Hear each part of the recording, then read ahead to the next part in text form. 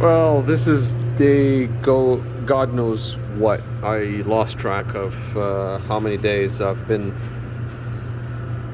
spending an hour here, hour there onto this alternator removal.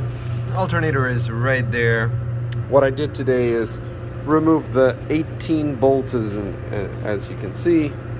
My gloves are supposed to be blue, but they're clearly not. And what I did today was take off the intake manifold. Beautiful, eh? A very Canadian, eh? Well, what I had to do since the last video, there's an O-ring here, don't damage it. I'm gonna put a gasket maker onto this just to make sure that it doesn't leak, because as you can see, it is freaking leaking everywhere.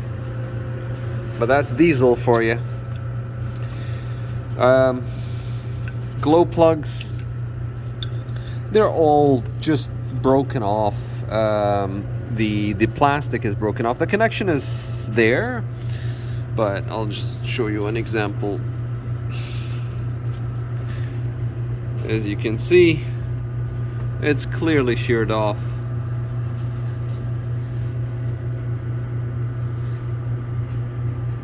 I'm trying to get it to focus on the right spot, but of course it won't. Well, this is supposed to be a sleeve, and it's supposed to go all the way into the glow plug, but clearly that is not the case. So it's broken. I've removed all 10, actually, no, I lied. There is 9. Well, that one just came off. So I've been fighting with this one for a good 15 minutes, and it just popped out just in this video live. So, well, it seems like it wants to have the alternator replaced. So, as you can see, I wasn't expecting anything other than that. Well, I'm gonna try to zoom if I can.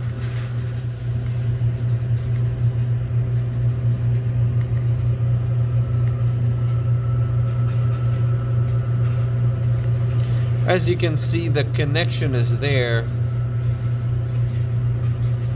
I'm still trying to zoom many hours later.